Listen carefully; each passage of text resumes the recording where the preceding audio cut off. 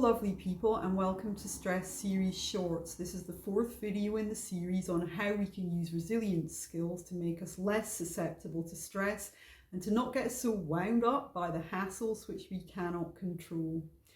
Before we get started, free educational resources like I make here for YouTube are not equivalent to therapy and should not be used as such. If you're experiencing severe psychological distress, please seek out professional help.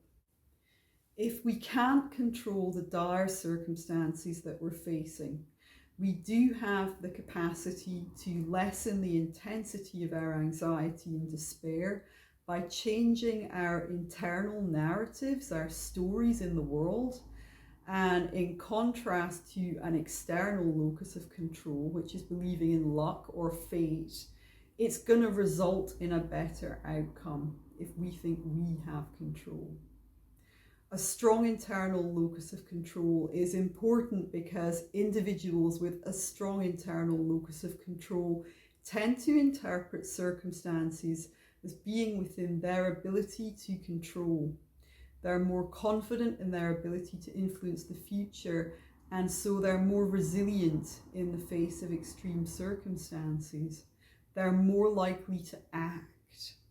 An internal locus of control correlates with greater success and achievement because of the tendency to attribute both your successes and failures to your actions.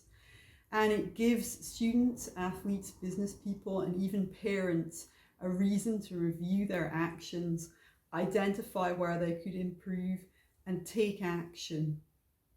I'm going to take you through a locus of control exercise now that you can use to help to clarify what you can and cannot act on in advance of it happening.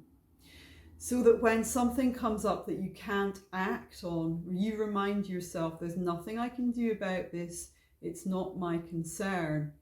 However, if there is something you can do, you can take control and take action. Okay, so this is for if you cannot take control of a situation. Practice now. Imagine putting a psychological space between the annoyance, the anxiety, and the stress caused by that situation. Just the space of a breath. You can imagine mentally withdrawing, taking a step back, breathing, or turning your back on it. Even if in real life these actions are not something you can physically do where you are in the situation you're in, for example, without insulting someone else, your subconscious mind does not know the difference between thoughts and reality. So if you do this in your thoughts, you can calm your own emotional system because the subconscious is directly linked to it. And this is what we call the parasympathetic nervous system. And we want this. This is our rest and digest response. This is us in calm. Now I want to run you through an exercise you can use to get perspective on your situation and help you find ways of dealing with things better. First, take a piece of paper and a pen. Then draw 2 interlocking circles on the paper, like a basic Venn diagram. In one, write things which I can control. Then in the other, write things I cannot control. The interconnecting space in the middle is the area of influence. This is the place to direct your energy to. This is where things go that intersect, that contain elements from both circles. You then find different things, parts of yourself, situations, or actions, and write them in both circles. You'll find that some of these might have elements that are in overlap. Breaking things down like this will make it easier to deconstruct the situation and look at different parts of it separately, instead of allowing your feelings to keep making it one big ball of too much stress. This gives us the chance to develop a fresh perspective and new insights. For example, say that your problem is stress at work and you're working as a teacher.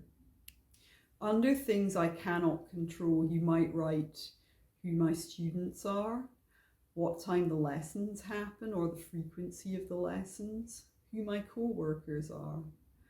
Under things I can control, I might write what times and days I do preparation and marking, whether I stay in this job or look for another one, and how much time I interact with co-workers outside of mutual projects. In the zone of influence, you might write communicating with my manager if there are problems and asking for help to find solutions.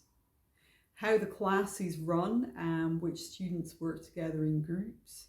How I respond to co-workers who are negative or hostile. You now have a clearer picture. This is going to help you put some perspective on the situation and not get so wound up by everything being much. If you like this video, please click on the bell button below, and if you want to hear when I put out new material, then subscribe to the channel and hit the bell notification button. Thanks for your time and attention. Goodbye.